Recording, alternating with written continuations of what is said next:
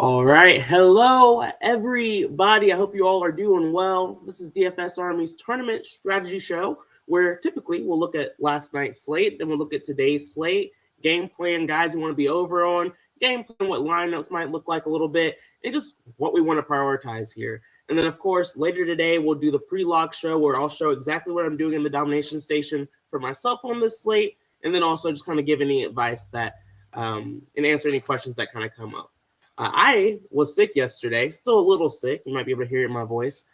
So I didn't play any DFS yesterday, so nothing for me to really review, but we can still just jump right into today's slate. Hopefully you guys had some success yesterday. I really didn't keep up with very much at all, but I like today's slate.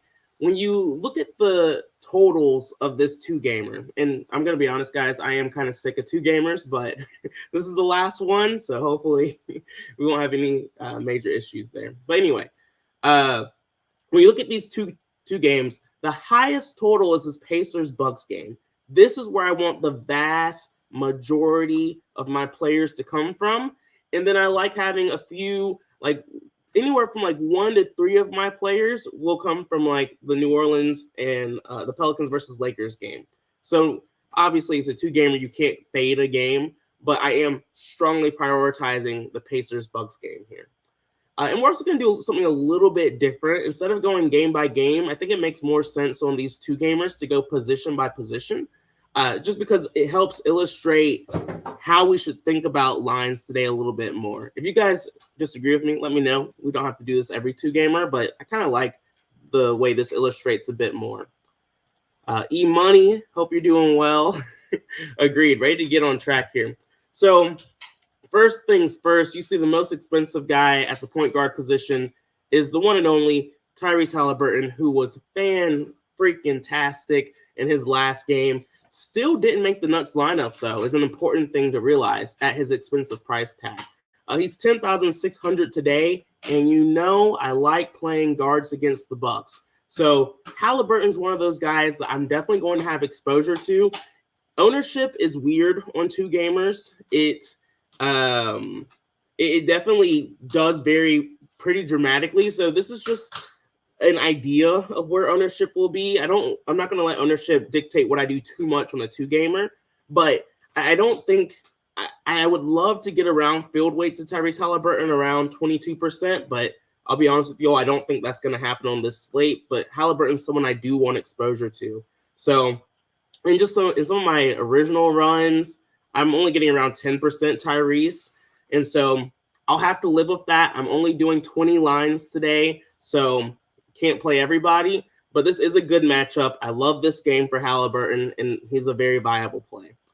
And part of the reason why it's hard for me to exceed value on him is because I like the guards underneath him a good bit.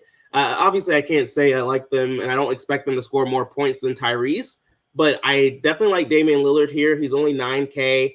I want to make sure I get exposure to him as well today on this slate. These men's I have right now in the domination station, those of you who watch the pre-lock show, you're pretty used to seeing me have men's, and it's just how I use the DS. These aren't finalized, but I was just playing around with runs, and so these will probably be adjusted somewhat by the time we get to the pre-lock show later today. But I do want exposure to Damian Lillard. Like I said, highest total game on the slate. Really good matchup against the Pacers. The Pacers did play better defense in their last game, but these are the two, some like the top defense or top offenses in the league right now. I'm not expecting too much defense to slow down these teams, but I do expect it to be better than the regular season. But I just don't think they're going to be able to slow each other down too much here. So I like Damian Lillard. CJ McCollum is looking like he's not going to be popular today. We've realized we can play guards against the Lakers. And if CJ is going to be low owned, I want to be over the field to CJ here. So this is a spot I'm looking to prioritize on this slate. Even if it means I'm going to be under on Halliburton and Lillard, I still want to have exposure to these guys, but I'm going to make sure I'm over on CJ today if he stays at low ownership in a really nice matchup against the Lakers. There are a lot of guys on the Pelicans who are all fighting for attention, and so that's always a little bit worrisome. But CJ is usually able to get his in these kind of spots. So I'm not overly concerned here. When it comes to a guy like D'Angelo Russell today, I'm not very excited about him. There are guards who are playing more minutes than him in a similar price range. There's better matchups in this price range. CJ, better matchup. Bruce Brown playing more minutes. Bruce Brown, of course, is a lower usage guy, but like I keep saying, the Bucks have not been that scary of a defense this season. And so we saw Bruce Brown get hot in his last game. I expect him to continue to be very involved from an offensive perspective today. So I strongly prefer paying down for Bruce Brown than D'Lo today. I'm not going to say I'm going to X him out of my player pool, but I'm thinking about taking him out of my player pool. I just like making strong stands like that on two gamers. It doesn't work out sometimes, and sometimes it helps me take down a tournament. You don't have to listen to it. That's just what I'm doing today. Outside of that, Jose Alvarado, not someone I'm planning on forcing exposure to. He just hasn't been seeing the minutes. Nembhard did not see minutes last time around with them playing this game like a playoff where the starters are seeing more minutes and they just have a smaller rotation. So he's not on my radar at all today. Payne can be a little interesting, but again, these guys just aren't priorities. TJ McConnell is someone that you do not want a ton of on this slate. I had to put a 10% exposure maximum on him because he was showing up a lot more for me than I would prefer. But it's okay to, if he's going to be around 25%, I'll be okay being around field weight. So again, not someone I want to make a priority, but because there's a lot of expensive guys and we don't have a lot of value, he can make lineups work. So I'll just reiterate it. You don't want 60 to 80% of McConnell because he's probably not going to do anything for you here. Let's look at what he did last game. TJ literally only played for 9 minutes, and that's exactly what we have him projected for once again against the Bucks.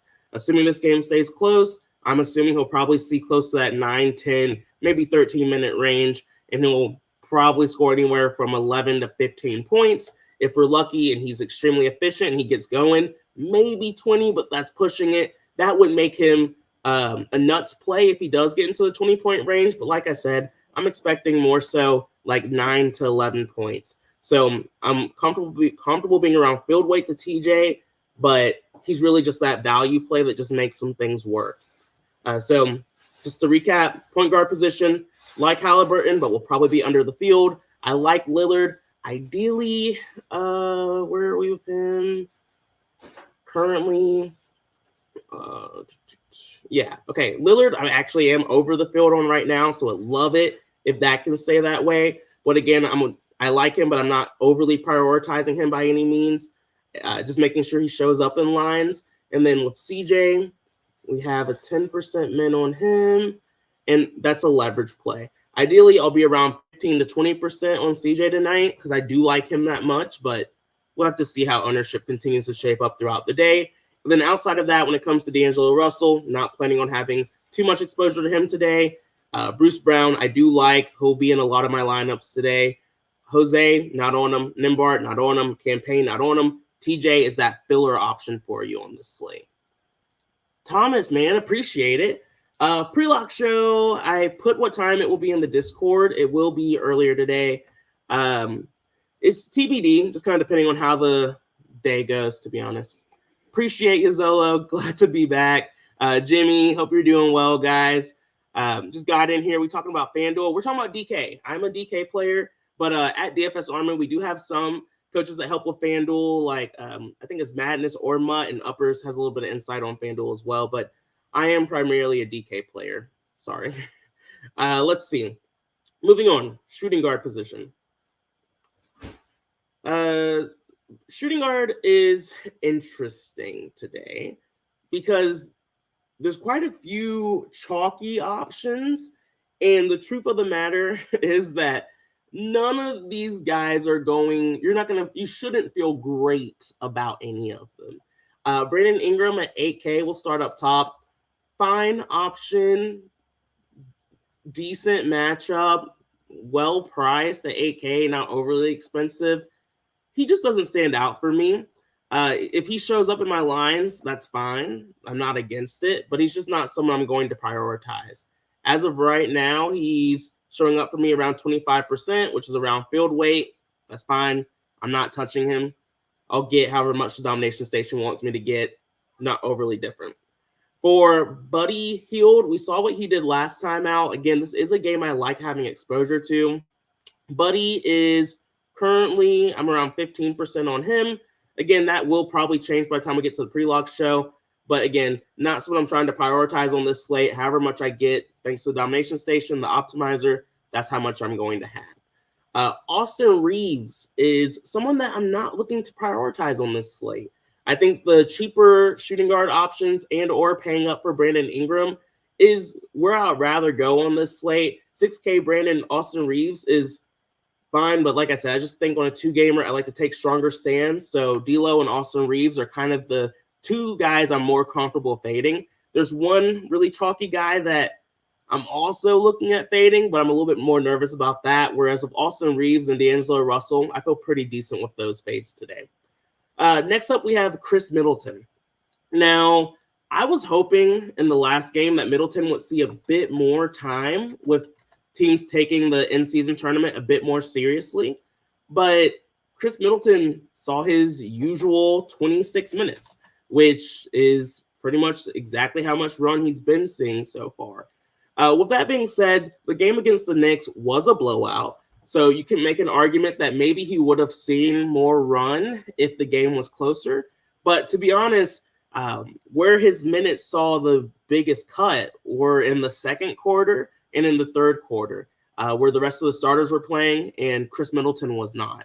So at this point, I really just like Middleton because it's a soft matchup. It's one where I think he can be more efficient for his price tag at $5,900. If Chris Middleton was 6,900 or 7,900, he wouldn't be on my radar because he's not seeing enough minutes. But because of the soft matchup, I can see him being efficient in this spot, and so he can be a core play for me. At 5,900, you really want Chris Middleton to score, let's see, what's 6x? About 35 points. And I'll be honest with you all, Brandon helped me realize this too. B-Dubs, who is on the pre-lock show and this show sometimes, he hasn't hit that. Chris Middleton has not scored more than 35 DK points all season. With that being said, though, it is a two-gamer. We're really just looking for the most raw points here for this price range, and I think Middleton's the guy who can benefit, can get there in this really soft matchup against the Pacers here tonight. So it's risky. I think the fade at 56% ownership is completely viable, but it is what it is. I'm playing him. Malik Beasley, I like him. The sim model likes him. He's seeing plenty of minutes. He's one of those guys in a soft matchup I want to make sure I have exposure to because he's the one where everyone's saying, why didn't I play him? Of course, if he is overly chalky, then that's when you get the opposite side of it of why do I have him in every lineup? And thankfully, that's not the case with Malik Beasley. You can have 20 to 30% of exposure, and you should still be over the field on him. So he's one of those guys that not a core play by any means, but I'm over the field on him. Yeah, games start at 5 p.m. Eastern today, 2 p.m. Pacific time. Yeah, things are a little bit early. I am hoping that means some people don't realize that's happening. So we have some freebies we can take advantage of, but we'll see. E-Money, you like Trey Murphy. He got 30 minutes last game too. Yeah, he saw a decent run last time. Yeah, we haven't gotten to Murphy yet, but this range, like Chris Middleton, Malik Beasley, Trey Murphy, Benedict Mathurin, I'll be honest, I never feel great playing any of them, but because of their price range and their minutes and their production, is why I'm not as excited about guys like Austin Reeves and Buddy Hield today, just because I like this range right here. I do feel like I'm kind of playing Russian roulette here with this group, but just being over here and under to guys like Austin Reeves and Hield, who I trust a little bit less, is a decent strategy for me today. And then outside of that, we have Cam Reddish. Yeah, I like Trey Murphy. Zolo said, I have Middleton at 30 minutes today, and he's done well against the Pacers in the past. Yeah, if Middleton sees 30 minutes, he's probably one of the best plays on the slate in this matchup. The issue is he just hasn't played 30 minutes all year. So it's hard to, actually project him for that. But I hope he does. He's going to be a core play for me. So I'm leaning that way as well. It's also a very viable strategy to fade him. Zolo, Giannis, yep. And he's also the most expensive guy on the slate, though. So it's tough. Kaboom, Wagwan, I hope you're doing well. Congrats to the member who took down the $1.20 max. Nice, congrats. I didn't even realize that we had a member who took that down last night. That's freaking awesome. Let's see. Appreciate you, Dave. You all could hit the like, share, and subscribe button. We surpassed 20,000 subscribers, which is awesome. We've been growing pretty fast here, and hopefully we can keep it up even once the NFL season ends. Let's see here. So we talked about Beasley. I like him at low ownership. Trey Murphy, very viable option, super chalky, so he's not going to be sneaky by any means. Same with Benedict Mathurin. These are just guys that I like today, like I said. I'm eating the chalk on a lot of these guys, and Malik Beasley's kind of like my GPP leverage play here. I want to look a little bit closer at Reddish and see if I'm missing anything on him. I don't think so, to be honest. But whenever someone's low owned and they're seeing decent minutes, I always like to look a little bit closer. He was horseshit against the Suns. He only had 10 DK points. He played 29 minutes, so he did absolutely nothing while he was out there. But that isn't really that unusual for Cam. He's pretty volatile. Let's see. If the matchup was softer, I could try to make an argument for it. Let's see if the sim likes him at all. Nah, sim strongly prefers Nesmith over him. So, yeah, Cam Reddish isn't someone I'm overly excited about, and neither are any of these cheapies like Payne or Beauchamp either. If you are fading Chris Middleton just because you think for whatever reason he might not see as many minutes, Beauchamp is really the guy who benefits the most with Middleton when Middleton isn't playing as many minutes. But again, I'm playing Middleton, so I don't feel like I need to go there today. Out of habit. I'm just so used to just going to the games. All right. Small forward. I do have a 10% min on LeBron James right now. I just like having exposure to LeBron in nationally televised games, in games that matter. He did do well last time out. I believe he had 60 DK points, right? LeBron. I feel like I'm just going off of memory, and that could be wrong. So it's good to double check. He had 69 points, which was very strong for his price tag. Now at 9,800, we need him to hit 58 points, which is very viable for him. And that's part of why I like having exposure to him here. We already talked about Buddy. I'll be under the field on him, but I'll still have exposure. Austin Reeves, I'm not planning on playing. Chris Middleton, we've talked about already. Bruce Brown, I like. Herb Jones, let's see. He's close to a core play for me on this slate. Again, I keep talking about it, but this mid-range right here, they just help make things work for you on this slate. I don't have favorites here. I like having a nice mixture. I know that's annoying for you single entry guys, and I'm sorry, that's very frustrating. But for me, when I GPP playing multiple lines, I like to realize, hey, where's the spot that people are probably going to get? What's the spot people are going to get wrong the most? And to me, it is this range right here: Middleton, Brown, Jones, Murphy, Mathurin. And I like having a mixture of those guys. And I'm over the field on a lot of them, like Middleton and Herb Jones and Bruce Brown and Mathurin. I'm over on all of them, but I still like having a mixture, so they're not going to be a lock in all of my lineups. So that's one thing I like to clarify with the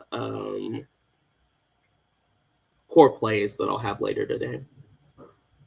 What's up, Mr. 5? Yo, talk to NBA, 5 p.m. lock. I got a daughter, and she wants all the attention after school. Good luck with that, man.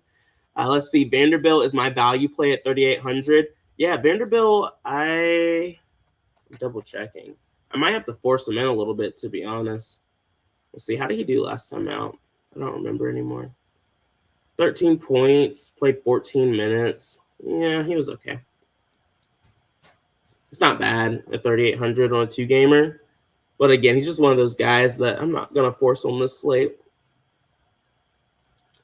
Yeah, I could see them needing him a bit more for his defense against Ingram. That's not I do like thinking that way, Zolo, just so you know. I like thinking about it from a coaching perspective.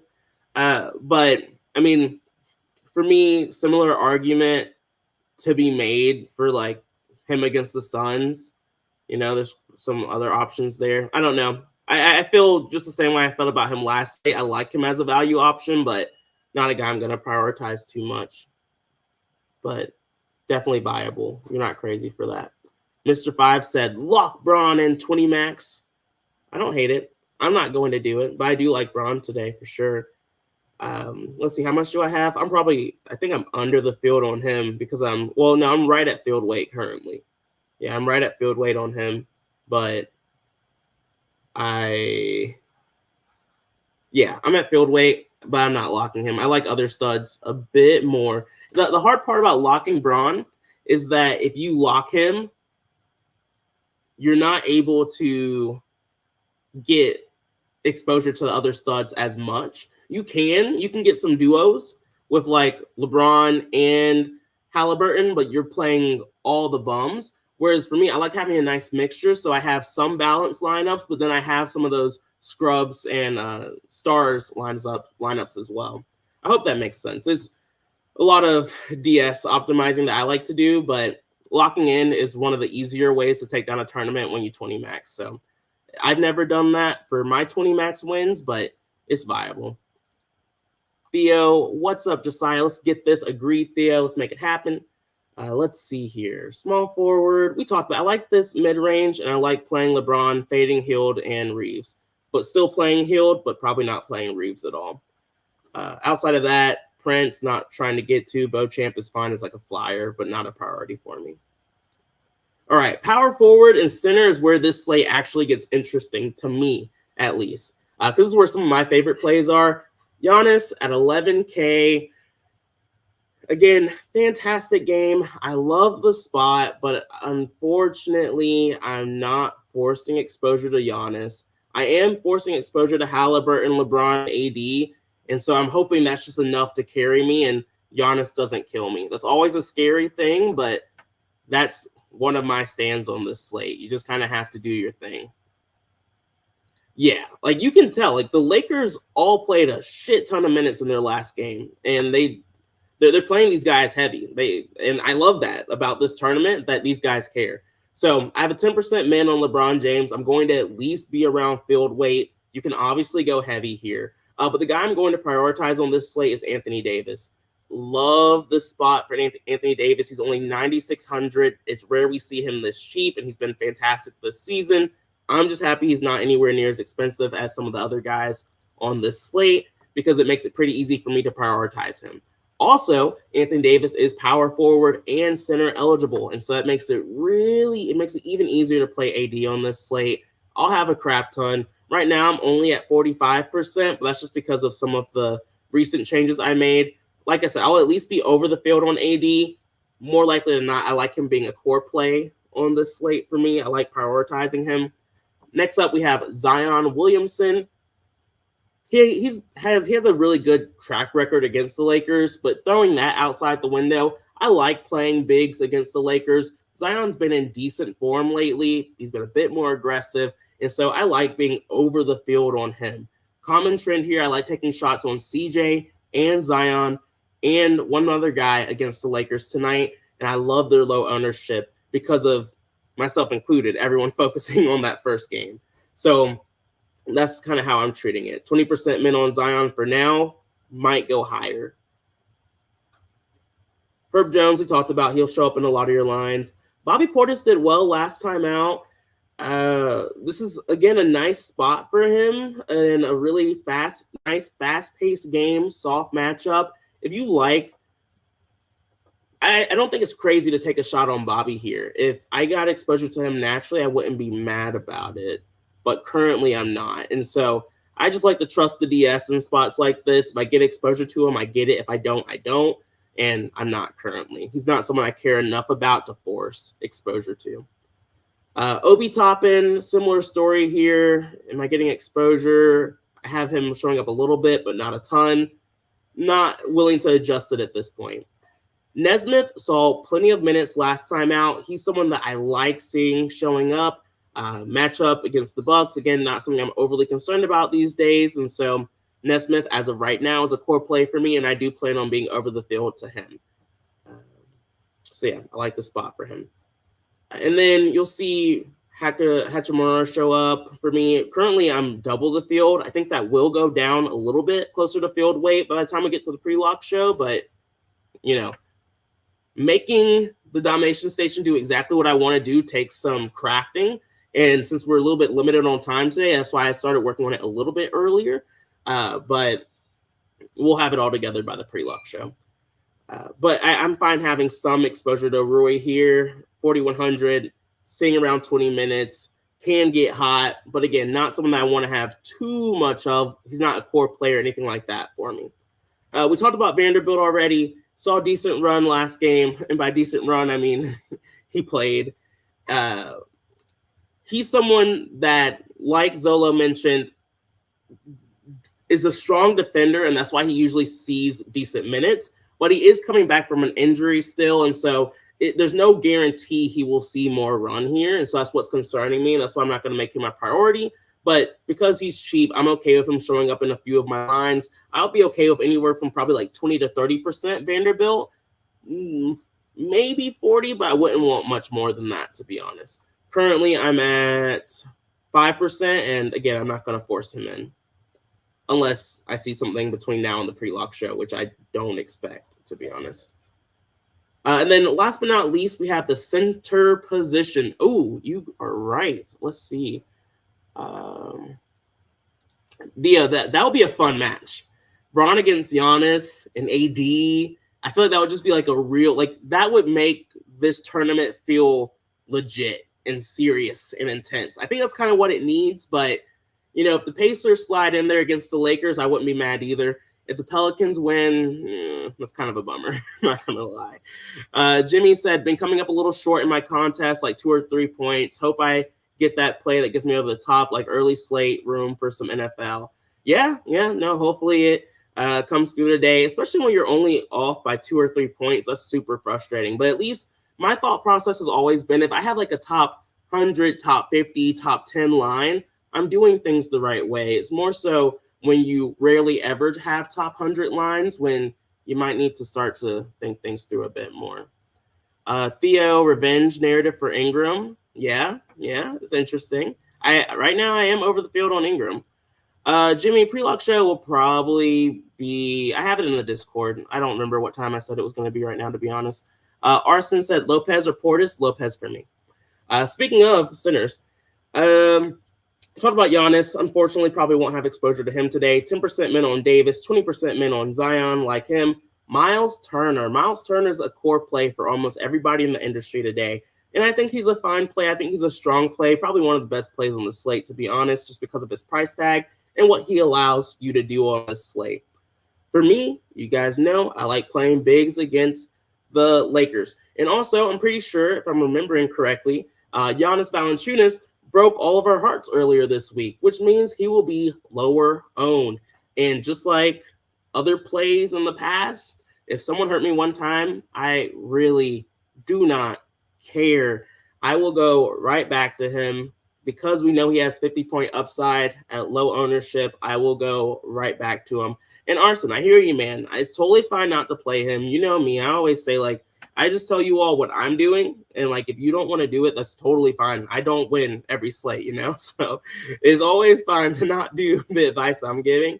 And like I said, I think Miles Turner is definitely a strong, and he's going to be the chalky play. And is a good play on this slate. I'm just prioritizing Joval over Turner. And so when you look at my lines currently, that's pretty much what I was trying to make happen. I might have to go a little bit lower on Turner to make sure I'm still over on Joval, because at the end of the day, that's one of the core, or that's one of the stands I'm taking on this slate, is pivoting off of Turner to Joval. But I still want to have some exposure to Turner, so I have some lines that make sense. So yeah, Joval's a priority for me on this slate. No one wants to hear it, but I don't care. I'm doing it. And then Brook Lopez is going to be a core play. He shows up supernaturally. He's really cheap. He makes a lot happen. and work for you on this slate. Really great matchup against the Pacers too. He is super chalky, but I'm okay with that chalk. I kind of picked my poison between Lopez and Turner, and I chose Lopez. Perfect question, Arson. Yeah, I went with Lopez here. And there's a few reasons for it too. Like, I worry about Turner getting into foul trouble. I mean, you have to worry about everybody getting into foul trouble these days in the NBA, but I do worry about Turner getting into foul trouble against Giannis. I do realize that's also a risk for Joe Val going up against the Lakers here too. But anyway, I'll get off that high horse. But I like Lopez a lot. I like Joe Val, and then I do think Bobby could be sneaky. I'm gonna play around with Bobby and see if I can get some exposure to him, but I don't think it'll be very easy for me to do that. So, y'all, that's pretty much what I'm doing on this slate. I didn't really plan on spending 30 minutes on a 2-gamer, but yeah, that's how it works sometimes. Agreed, Chris. Let's make it happen. Let's get that bread, Mr. 5. Oh, thanks, man. I'm glad I'm sounding better. You know, you can still, like, feel it, and, like, you hear yourself. That doesn't make sense. But I feel like I'm more aware of my voice than I normally am, but I definitely do feel better. So I think I'm close to the end of it. Anyway, I appreciate you all for sticking around with me on this short one. I look forward to seeing you all on the pre-lock show. We'll be in a few hours. And so we'll make sure everything's together for that. And don't forget, 5 p.m. lock today. Don't get screwed over. Let everyone else make those mistakes. Y'all have a good one, guys. Peace out.